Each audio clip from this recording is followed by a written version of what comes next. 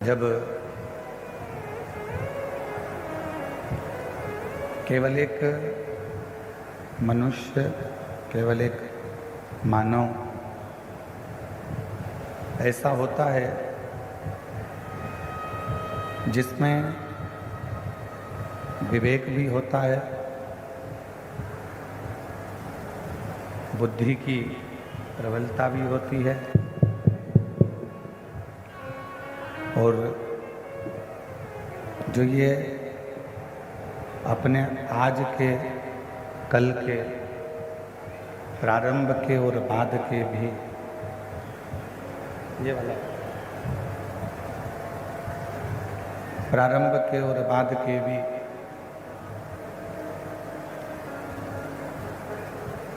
सुख दुख का स्मरण करता रहता है, सुख दुख का स्मरण करता है।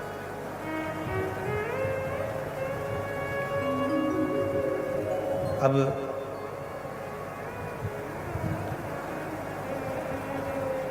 यदि मानव की देह मिली है, मानव का शरीर मिला है, मानव देह प्राप्त हुई है, तो उस मानव देह में, मानव के शरीर में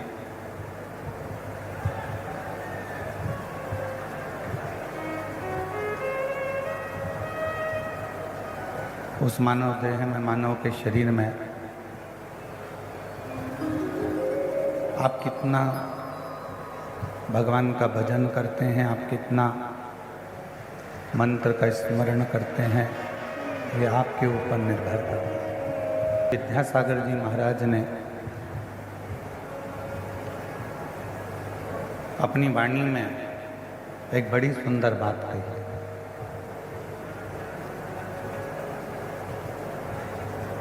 आचार्य श्री विद्यासागर जी महाराज अपनी वाणी में कहते हैं कि आपका मनुष्य देह में मिलना एक दूसरे से ढेरों लोगों से होगा। बहुत लोग आपसे मिलेंगे, बहुत लोग आपके सामने आएंगे, बहुत लोग आपके सम्मुख में आएंगे, बहुत लोग आपसे सामने खड़े होंगे।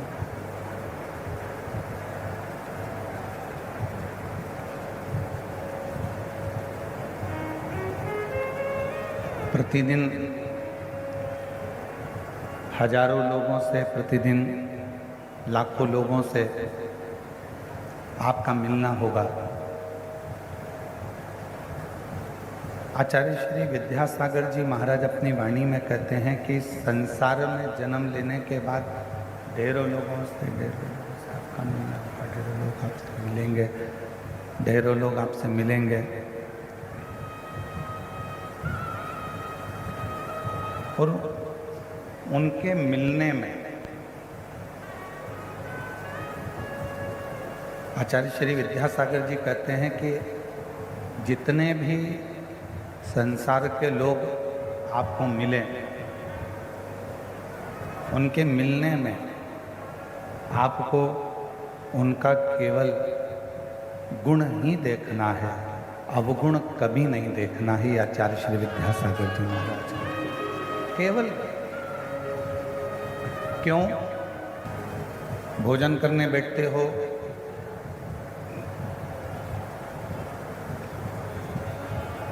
भोजन ग्रहण करने के लिए बैठते हो तो जो थाली में श्रेष्ठ होता है, थाली में जो बहुत अच्छा होता है, हम पहले वही देखते हैं।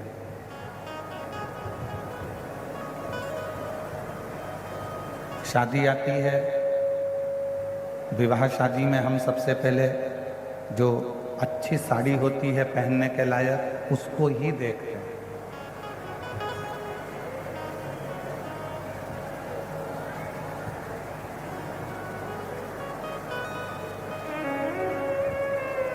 पीछे की आवाज खोलो, साइड की आवाज खोलो। भोजन की थाली में जैसे हमने केवल जो शुरुआत में अच्छा ही देखा है, उसी तरह शादी में, विवाह में प्रेशर ही नहीं खोल रहे हो तुम लोग, अंदर का भी प्रेशर नहीं है तो बाहर का प्रेशर कहाँ से आएगा?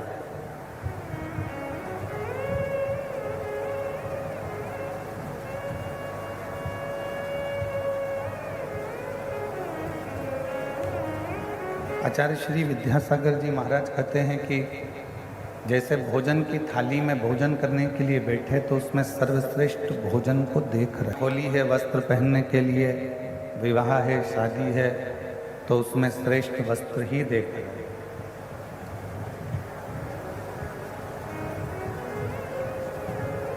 और यदि किसी आसन पर बैठने के लिए जाते हो, सिंहासन पर बैठने के लिए जाते हो, कुर्सी पर बैठने जाते हो, तो वहाँ भी आप अच्छा ही देखकर बैठते हो। उसी तरह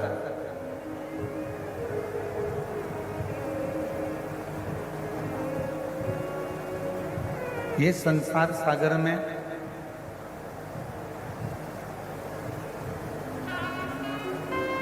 ये श्रेष्ठ हमारे बीच में छत्तीसगढ़ शासन के माननीय मुख्यमंत्री जी श्री विष्णुदेव जी सहाय जी की धर्मपत्नी श्रीमती कौशल्या देवी जी सहाय तो शिव कथा कर रही है। भगवान शंकर का संवाद कर रहा है, शिव महापुराण की कथा कर रही है। भोजन की थाली में भोजन श्रेष्ठ देखा जाता है, अलमारी में वस्त्र श्रेष्ठ देखा जाता है, बैठने के लिए स्थान श्रेष्ठ देखा जाता है। उसी तरह कोई से प्रतिदिन ना जाने कितने कितने लोगों से आपका और हमारा मिलन होता है, ना जाने कितने कितने लोग प्रतिदिन मिलते हैं, तो प्रयास करो कि उसमें जो हमसे मिल रहा, जिससे हम मिल रहे हैं, जो हमसे मिल रहा है, जिससे हमारा मिलन हो रहा है, कोई हमारे सम्मुख में आया है, कोई हमारे सामने आया है, तो प्रयास ये करा जाए कि उसमें हम बुरा ना देखें, हम उसमें कुछ गुण देखें, अच्छा देखें। और जब हम उसमें से अच्छाई देखना प्रारंभ करेंगे, अच्छा ढूंढना प्रारंभ करेंगे, अच्छा ग्रहण करना प्रारंभ करेंगे, तो आचार्य श्री विद्यासागर जी महाराज अपनी वाणी में कहते हैं कि हमारे जीवन में भी अच्छाइयाँ आती चली जाएगी, श्रेष्ठता आती चली जाएगी। फिर कुछ गलत हमारे जीवन में नहीं रहेगा।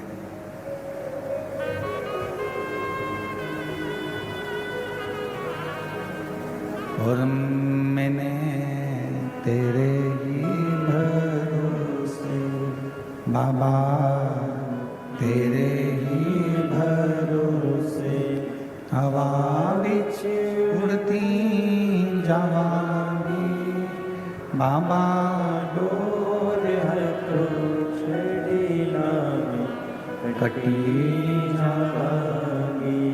भोले मैं तेरी शंभू, मैं तेरी हवा बिच उड़ती जावांगी बाबा, डोर हर तो छड़ी नामी कटी जावांगी। भोले मैं तेरी शिव कथा शंकर का चरित्र कर रहा, शिव महापुराण का चरित्र कर रहा, शिव कथा कर रहा। और ये गुण हिरण्यकशिपु के पुत्र श्री प्रहलाद जी का भी है।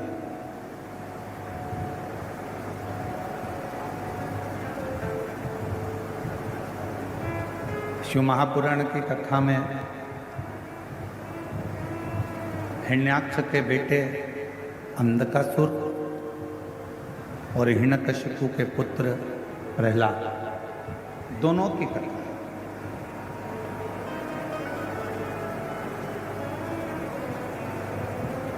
अंधकासुर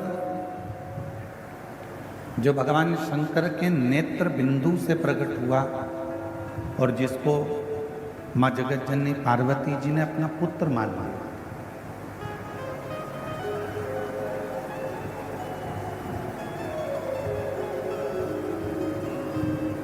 अपने बेटे की तरह मान लिया, और वो पुत्र जब शिव जी के सम्मुख में माँ पार्वती जी, माँ जगत जननी, अम्बा, दुर्गा, भवानी माता, आदि शक्ति जब पार्वती जी के सामने उस पुत्र को लेकर आई, तो माँ आदि शक्ति ने जैसे ही शिव जी से कहा कि ये आपका पुत्र है, भगवान शंकर ने कहा इस पुत्र को रखो मती, इसको समुद्र में डाल दो।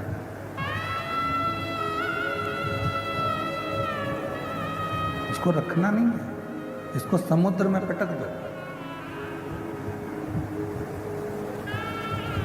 पार्वती जी ने कहा इसको तो मैंने अपना पुत्र मान लिया, और कैसा भी है तो मेरा बेटा, है तो मेरा पुत्र।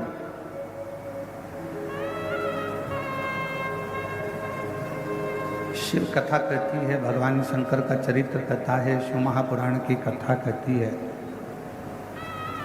भगवान देवादिदेव महादेव का चरित्र कथा है। झोपड़ी में रहकर भी अगर कोई भगवान का भजन कर रहा है, और महल में रहकर भी अगर कोई भगवान का भजन कर रहा है, भगवान उसके नाम से उसको नहीं जाने।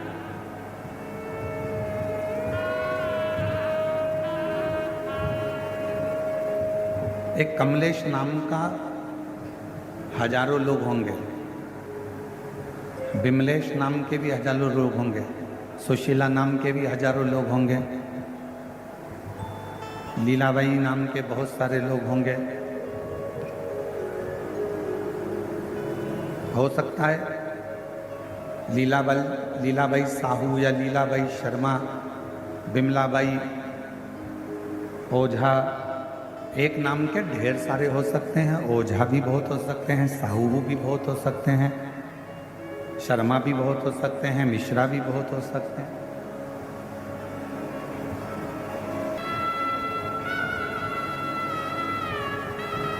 एक नाम के हो सकता है कि बहुत सारे लोग हों। मेरे शंकर भगवान के यहाँ आपका नाम नहीं चलता,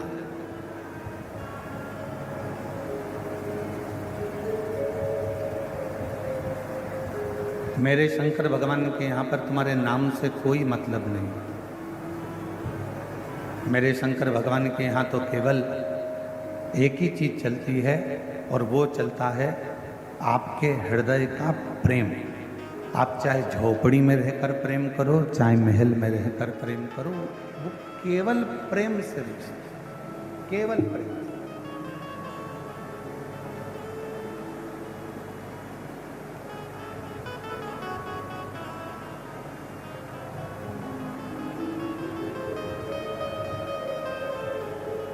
अब यदि सच्चा प्रेम है तो शबरी अम्बा के लिए मेरे राम जी महाराज, किसी ने बड़ा सुंदर कहा कि राम जी रावण को मारने के लिए राम जी वन में गए थे, पर शिव महापुराण की कथा कहती है रावण को तो राम जी अयोध्या में बैठकर भी मार देते। मेरे राम जी रावण को मारने के लिए नहीं, मेरे राम जी तो माँ शबरी को दर्शन देने के लिए वन में गए, माँ शबरी को दर्शन देने।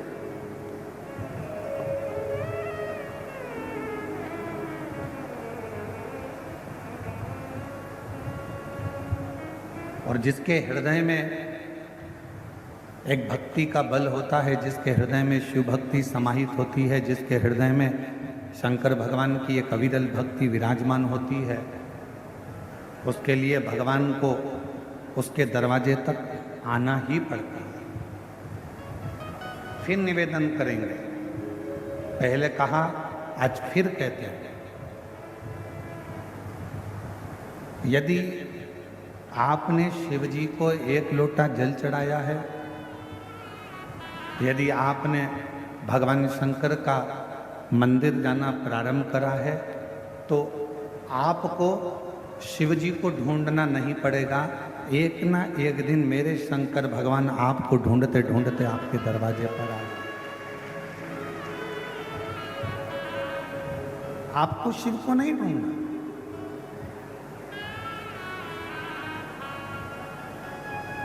हमारे छत्तीसगढ़ शासन के माननीय मुख्यमंत्री जी की धर्म पत्नी जी के लिए मैं कहूँगा, श्रीमती कौशल्या देवी साहे जी के लिए,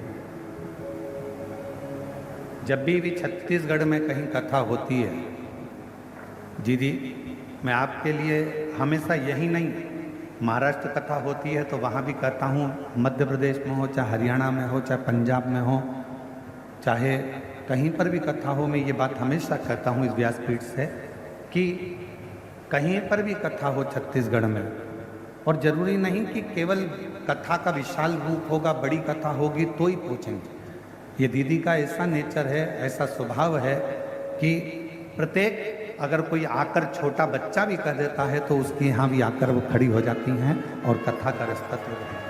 ये कितना भी ऊंचा सिंहासन क्यों ना हो गया हो, परंतु अपनी हृदय की और अपने संस्कारों की अनुकूलता के साथ चलता। बहुत बहुत साधुवाद है आपके साथ, और यही सरलता होना चाहिए। जैसे मेरे भिलाई की बेटियां, मेरे भिलाई की जीजियां, मेरे भिलाई के जीजा हों, मेरी भिलाई की माताएं, मेरे भिलाई के पुरुष, ये जितने पंडाल में बैठे हुए हैं, आप कथा के पंडाल में, हमें मालूम है कई लोगों ने 5 कथा सुनी होगी, किसी ने 7 कथा सुनी होगी, किसी ने 10 कथा सुनी होगी, किसी ने 8 कथा सुनी होगी, किसी ने 3 कथा सुनी होगी, पर इतना विश्वास जरूर इस व्यासपीठ के माध्यम से सावन की या सोमवारी है। इस विश्वास के साथ कहता हूं कि जितने लोग दिल से कथा को सुनते हैं, अगली बार फिर जब कथा होगी तो आपकी झोली फिर खुशियों से भरी होगी। ये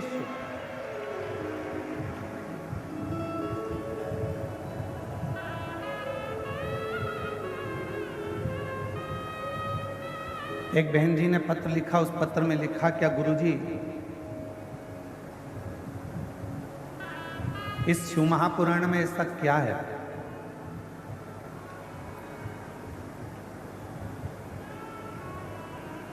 कि दुनिया का व्यक्ति केवल शिव पुराण की कथा में जाकर बैठता है, पंडाल के अंदर, पंडाल के बाहर, टीवी के सामने, मोबाइल के सामने अगर बैठता है और कथा का रसतत्व यदि वो ग्रहण करता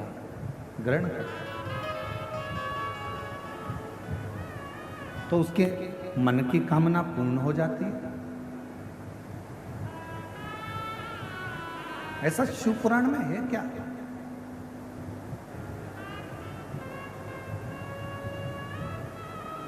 और ये प्रश्न केवल आपका नहीं है, ये प्रश्न स्वयं चंचुला देवी ने भी तुमरुका जी से किया।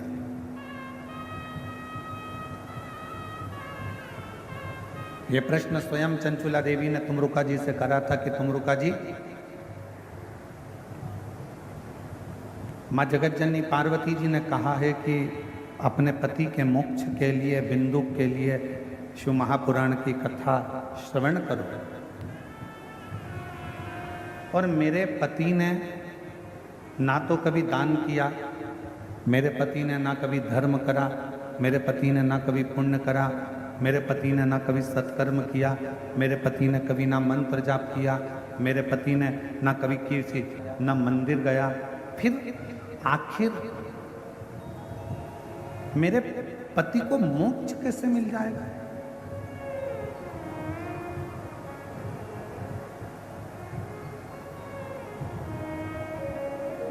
आज हम